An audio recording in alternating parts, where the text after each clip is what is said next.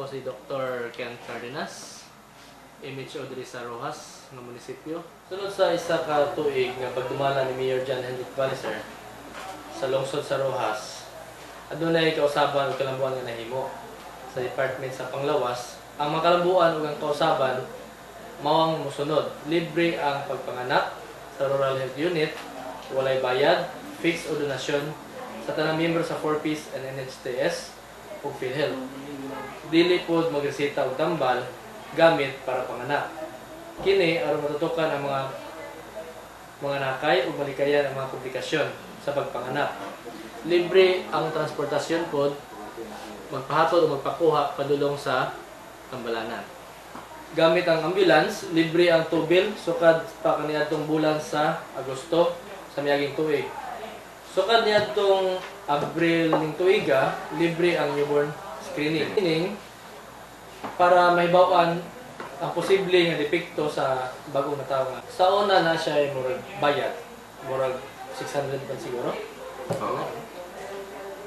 Then napoy regular na pagbisita sa mga kabukiran o medical outreach aron paghatod og serbisyo sa Panglawas. Mauban na mo ang RHU nga nurse, mga midwife o ang ang sanitary inspector team. Ang serbisyo, aduna kita libre nga pagpanuli, libre nga pagpanghatag og konsulta o mga tambal nga dapat ihatag. Then libre pud ta og mga uban pa nga mga serbisyo bahin sa RHU. Nagkanta ka. Katong programa nga gibuhat namo kada gabi nga successive dito katulo, nocturnal to siya nga filariasis. Para unsa na siya? Para may bawaan na mo kinsa tong mga atong kay suunan sa kabukiran nga na-infected og mga filaria kanang mo dako ang tiil, itlog kung naakin. Nay gitawag na to Health Facility Enhancement Program pod o pagpalambo sa Rural Health Unit ang pagtukod og balay panakan o pagpalit og dugang ambulance. Hopefully karong tuiga ma-implementar o matukod na ang birthing home is kuan pa lang. Propose pa. Pero ang atong pagbuhat og second floor sa atong RHU, sa di pa mo tapos ng tuiga, masugdan na siya o hopefully mahuman gyud. Kaya next year lahin mo po ang ato ang project. Felia Alfon, Municipal Agriculturist diri sa Rojas. Ang Municipal Agriculture Office na dyan na siya mga regular programs, no? Rice program, rice production, livestock production, o katong sa mga high value commercial crops, consider sa mga rubber, mangga, vegetables, mga banana, ana siya mga regular programs. Aside sa regular programs, tapos tayo mga programs, mga special programs na ika na to sa region, no? Sa DRFO 9. Example, o natay project katong release sa BUB. BUB natin atay 108 bags na corn seed certified o PB na siya, no? Plus naputay nakadawat pud ta og rice under sa rice program ang katong 40 bags na certified seeds plus 20 bags na registered seeds. Distribute na ito ng registered seeds sa mga irrigators association, no? Kana siya na ang registered seeds para na siya preparation sa next cropping nga ang mga farmers dili na sila maglisod o pangita o binhi sa sunod cropping.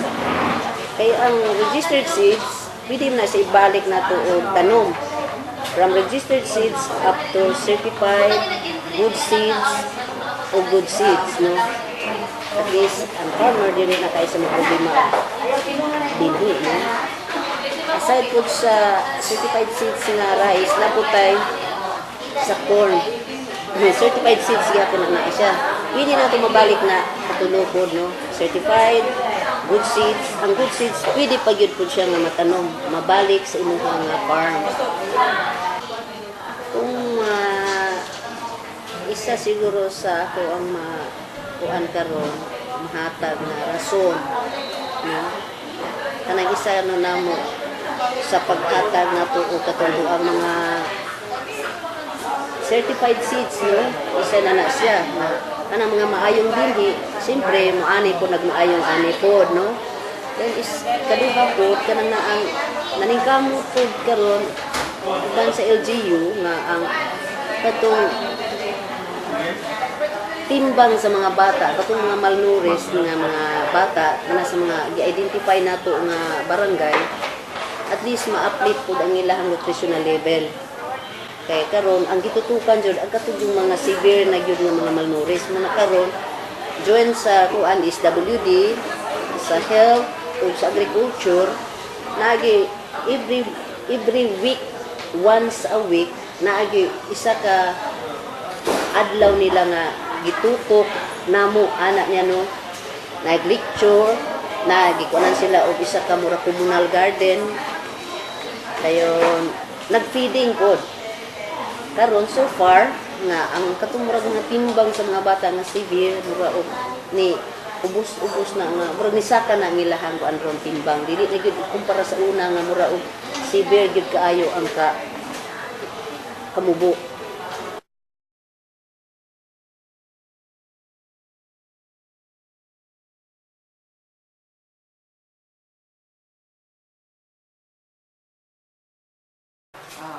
Sunod sa katuig, usually ang maugid ang mga programa sa daycare survey, supplemental feeding, assistance to CICL, and social pension for indigent senior citizens, and services for PWDs, persons with disabilities. This time we have 3 to 4 years old ang na-enroll sa atong daycare centers kay ang 5 years old is to ana sa preschool. Kumusta man? Na successful ba atong daycare program? Successful ang daycare program kay ang kantingon alone is pila na ka years usa ra na ang daycare center. Karon nag-multiply na ang kantulan which is daghan po kay mga bata diri sa sitio. No, ang Situbo is for how many years usa lang ang daycare centers karon tulo na. No? So nag-multiply ta ang Hermoso last pinaka-years po usa lang karon na tulo. Including Panampalay, only one. So sa panahon sa administration to duha ka mayors, karon tulo na ang ato ang Panampalay.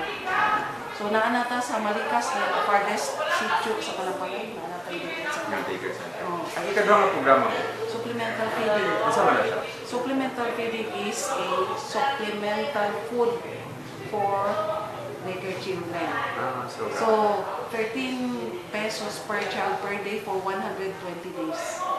Yan, naka-improve ba siya sa health sa bata? Na-improve ang health sa bata kay kina-follow up mo po sa mga BNS at mga daycare workers through OPT sa every month.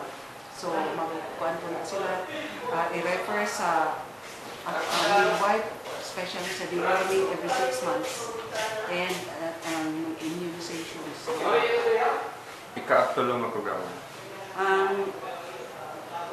Social pension for senior citizens, only indigent senior citizens.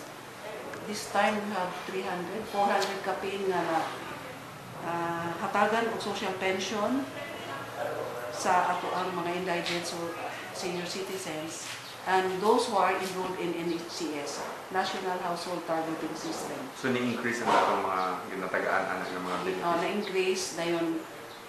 Amo kong kuha ang katong mga nangamatay na dito. Siyempre, atong ihatag sa bago. So, ang paagi na mo sa hatag sa social pension is clustering. So, dili na hagoon ang mga tigulang mo ari, bukuha sa atong pension.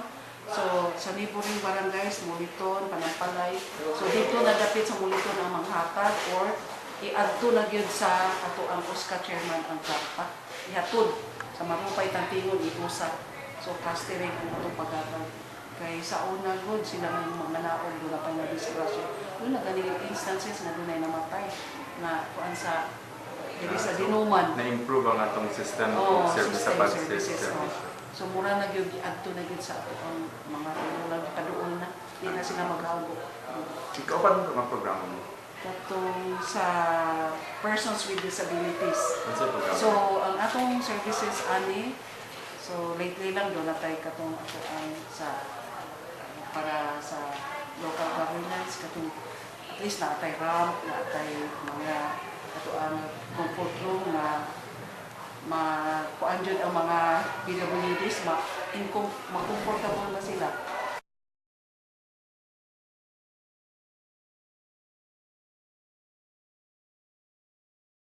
Nenen Martinez sa opisina sa Civil Registrar, isip Municipal Civil Registrar. Ang atong basic nga mga serbisyo, maulang yapon ang atong pagrehistro sa mga births, mga deaths, mga marriages. Ug unsay ato lang gyapon gihimo ang atong pagsigi o pangrehistro sa atong mga nangatawo dinhi sa atong munisipyo.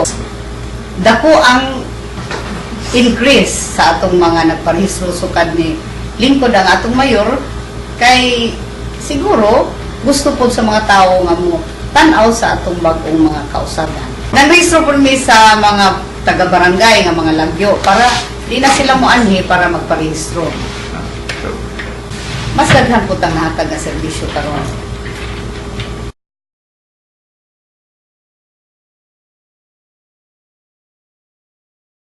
Police Chief Inspector Orlando Hernandez Baracchio, currently the officer in charge of Roas Municipal Police Station. Ng programs ng PNP, Roas PNP, tinay-up namin sa local government as kayong ano namin is, kumbaga, ang mayor is the head of the municipality. Siyempre, dapat mag-coincide din yung mga program namin ng PNP and with this program. Mostly naman ang program like the anti-gambling, anti-drugs, anti-criminality is kasama naman sa mga program din ng ating mayor. The first thing na pinag-usapan ng mayor when I reported to him is nag-usapan namin yung yung mga sa drugs nga. Sabi niya is dapat mag-focus tayo sa drugs, then sa anti-criminality, and actually sa mga kabataan din, isa rin sa mga focus namin kasi yun ang mostly naging problem ngayon ng Rojas. Pero since naman po kami and with the support of our municipal mayor, nagkaroon ng mga improvement. Actually this year, bumaba ang ating crime rate and yung ating crime solution naman is tumaas. Ibig sabihin, bumaba yung crime natin habang tumataas yung proficiency natin tungkol sa pagsasolve ng crime. Actually, our mayor is very supportive with regards to sa mga program ng PNP, especially the Roas Municipal Police Station. Actually, even logisticals, in yung financial, and even illegal. Kasi minsan may problema ng ating mga kapulisan, tumutulong siya even in training sa police, para sa proficiency ng ating mga police. Tumutulong ng ating mayor. Even we send policeman in Zamboanga City, tumusupport naman siya para lalong maging effective ng ating police dito sa Roas. Honestly, hindi ko masabing yung before, pero dito, observation naman at feedback ng mga tao because ang mayor natin sobrang supportive regarding sa peace and order. Medyo talagang sabi nga yung barometer ng ating accomplishment is nasa statistics, and our statistics will tell us na mayroon talagang malaking improvement yung peace and orders dito sa Roas Municipal Police Station and the Roas Municipality.